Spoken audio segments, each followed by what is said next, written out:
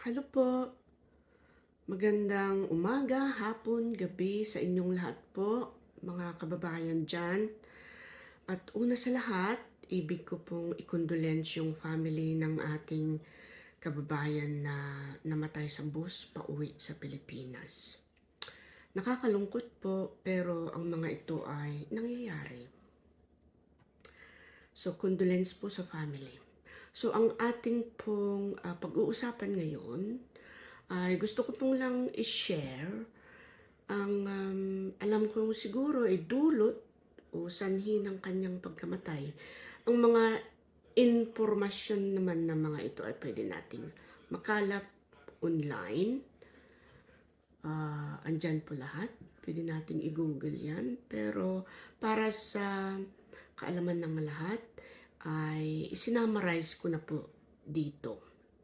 At para malaman natin kung bakit nangyayari ang ganyan at para maiwasan, para hindi mangyari sa atin ang ganyan. Ano ba ang pwedeng causes ng sudden death? Lalo na sa mga long journeys by air. O kahit na hindi by air, pwedeng mangyari yan sa'yo basta mahaba yung biyahe. Well, isa na dyan, pwede cardiac arrest, di ba? Atake. Maraming nangyayari na ganyan. Pero ang isa rin dyan na gusto kong i-discuss ay itong DVT or TT or ang tawag dyan ay yung deep vein thrombosis or traveler's thrombosis. Ito po ay blood clotting sa ating katawan dahil hindi tayo mobile, hindi tayo gumagalaw, nakaupo lang ng mahabang oras. At syempre, hindi maiwasan nagkaklat ang ating mga dugo. At pag nagklat ito, ay pwedeng mabarahan ang ating baga, ang ating lungs. At pwede natin ikamatay kaagad. Yun po ang ano ng DVT. Yeah. So it says there, blood clotting caused by immobility which can lead to pulmonary embolism. Embolism yung pagbabara. So pwedeng mangyari yan kasi hindi tayo gumagalaw di ba? Kaya pwedeng magklat ang ating mga dugo. Ano po ang dapat nating gawin kapag tayo ay para maiwasan ang DVT? Maglakad-lakad, magsuot ng loose clothing, at inom ng tubig. Huwag uminom ng alcohol, pero alam ko yung iba dyan umiinom ng alcohol para pampatulog daw. Diba? Alam ko kung minsan ginagawa ko rin yan. Wear compression stockings, yung medyas na mahaba pa. Hindi pwede sa lahat. Kailangan konsultahin nyo muna ang doktor nyo. Kung kayo ay, lalo na yung may mga health conditions dyan, kailangan mo nang itanong nyo sa GP nyo or sa doktor nyo kung pwede kayong magsuot ng compression stockings. Medyas lang po ito. Special na klase ng medyas para hindi tayo magka-DVT. O kaya, pag nakaupo kayo at medyo nandoon kayo sa pinakadulo o sa may bintana o kaya sa gitna at nahihiya kayong mag-excuse me po sa katabi nyo, igalaw-galaw na lang po natin at ating mga paa at ankles, yung mga kamay, at medyo binat-binat na rin para medyo magalaw-galaw ang ating katawan. At kung pwede, iwasan din natin mag-travel ng dire-diretso ng mahabang oras. Dahil hindi po natin maiwasan, lalo na yung mga kababayan natin dyan na uuwi sa Davao, uuwi sa mga probinsya, na galing sa malalayong lugar katulad ng US, Europe. Mahahaba po ang biyahe ng mga yan at Kung minsan super haba dahil kinukuha natin yung mga travel deals, 'di ba? Yung mga travel deals, may mga transit diyan na 20 hours kasi mura, 'di ba? Yung 20 hours na yun, nakaupo ka lang, Diyos ko po. Ma-DBT ka niyan. Maglakad-lakad ka. Pwede naman natin gawin yun. Kaya lang, huwag kang uupo ng mahaba. Maglakad-lakad tayo habang inaantay natin ang ating 20 hours na transit. Diba? Ano pa ba? DVT, OTT, at isa na dyan yung minention ko kanina, cardiac arrest or heart attack. Pagtitigil ng pagtibok ng iyong fiyoso. Ito naman is sa mga may sakit sa puso, may mga existing condition, yung masyadong nai-stress, yung may mga sakit na hindi alam, yung mga yun. Pwedeng magdulot ng cardiac arrest sa kanila. So, ito po ay, kung gusto nyong i-discuss nyo, discuss nyo sa doktor nyo yung mga heart conditions ninyo. Ano po? Bago kayo mag-travel ng mahaba. Anong gagawin natin to avoid cardiac arrest? Kasi po ang cardiac arrest, hindi po natin masasabi kung kailan mangyayari, di ba? So, well, we just have to stay healthy. Kung may heart conditions kayo at meron kayong mga, laki ng ilong po, ano? Meron kayong mga tinitake na medicines, take your medicines regularly.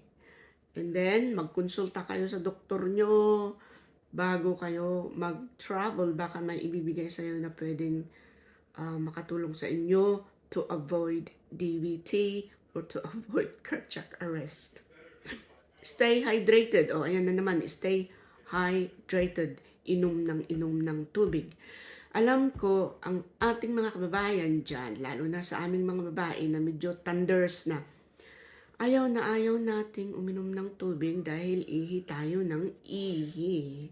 Excuse po tayo ng excuse. O kaya, pag nasa bus ka na, ayaw mong umihi dahil walang ihian, or malayo pa yung next na stop na iihian, or madumi yung ihian, di ba?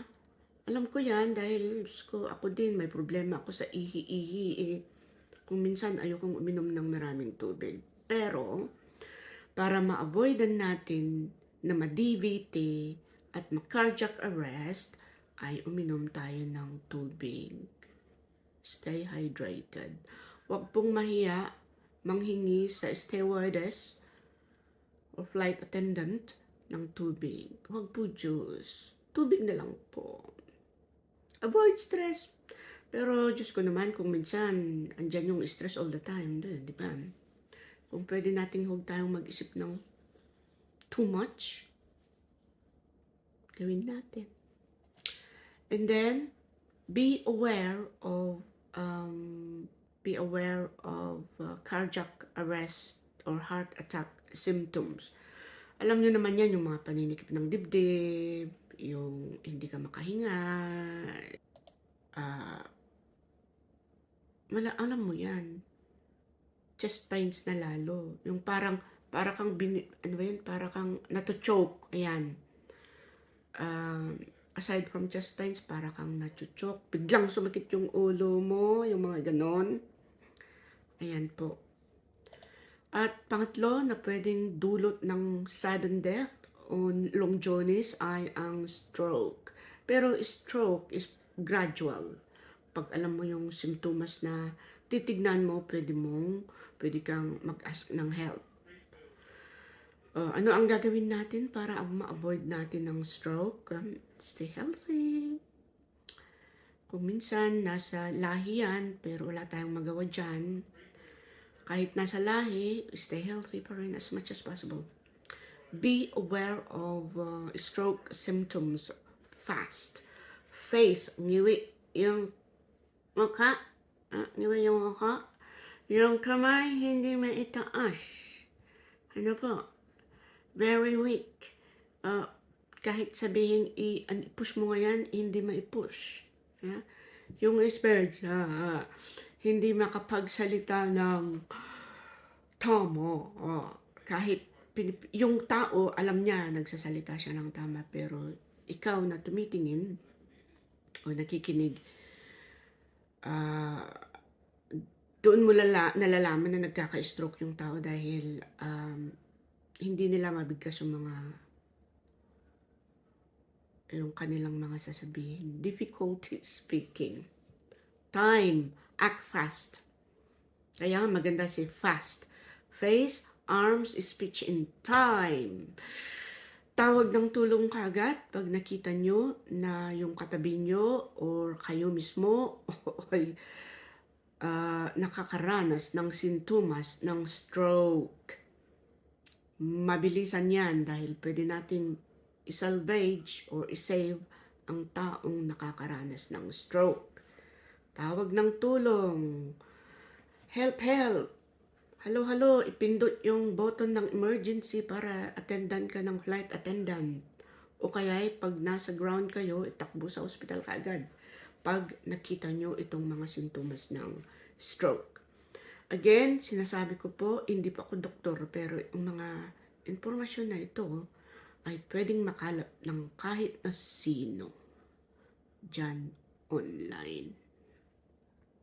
Again, sinasabi dito, stay hydrated. Inom ng tubig. Stay mobile. Galaw ng galaw. And do not forget to take your gamot, your medicine. Huwag pong kalimutan yan. Nakalimutan ko yan last time, ha. Nagkaroon ako ng problema na humingi ng gamot sa pinuntahan namin dahil wala akong prescription. Sa Pinas, kung minsan walang problema, di ba?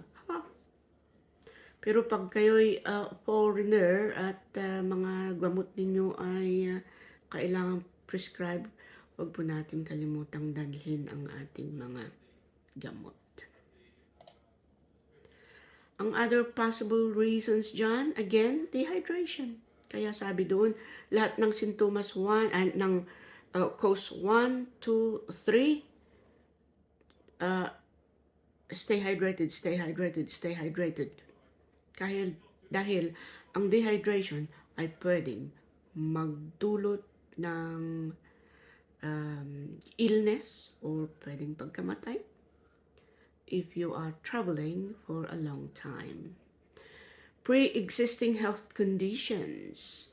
Ayan po. Pag kayo ay may mga sakit, dyan ay pwede rin magdulot ng sudden death. At ito ang isa. Carbon monoxide. Monoxide po yan. Monoxide poisoning. Bakit naman? Ano yan? Yung nabe-breathe in natin na nanggagaling sa sasakyan. Kapag nasa biyahe tayo for a long time. Dahil ang gas ay may ability na mag-replace ng oxygen na dumadaloy sa arteries mo, imbis na oxygen yung dumadaloy dyan. Pero dahil nagbibiyahe ka ng matagal, nalalanghap mo ay CO, carbon monoxide, pwede rin magdulot dyan ng illness or it could be sudden death too. Ano po? At yun lang po, kaya ito po, mga bagay na ito, as I said, pwede nating makalap online. Marami pang iba dyan na pwedeng mag-cause ng sudden death on prolonged journeys. Kaya po, mag-ingat po tayo at be aware kung anong nangyayari sa atin. At pag ayaw nating mangyari yan, ayun na lang. Number 1 and 2, stay hydrated at galaw-galaw pag kayo ay nagbibiyahe ng mahaba at take breaks. Huwag niyo pong diretsuhin. Siyempre, yung iba naggigipit, nagtitipid, nagtitipid, ayaw mag-hotel, ayaw mag-break, ayaw whatever. para lang makatipid, para lang sa pamilya. Ayan. Yan po ang sakripisyo ng mga OFW. Masyadong nagtitipid para lang sa mga kapamilya. Di ba? Mga OFW, kayo po ay mga superheroes ng iyong pamilya, ng ating bansa. Pero dapat po ay mag-ingat din tayo, alagaan ang ating sarili at alagaan ang ating katawan. Kaya ang Lola Inday nyo na-stress, nag-resign. Nagbablog na lang po ang Tita Inday ninyo. Kaya po, please lang po, yung mga iba dyan, kung nagustuhan nyo po ito, mag-subscribe po kayo o kaya mag-like po, mag-comment po. Marami pong salamat, mga kababayan, at mag-ingat po kayo. Mag-ingat po kayo lagi. Health comes first. Thank you po. Bye. Pasensya na po sa magulong bahay ko, ha? Pasensya. Okay, thank you po.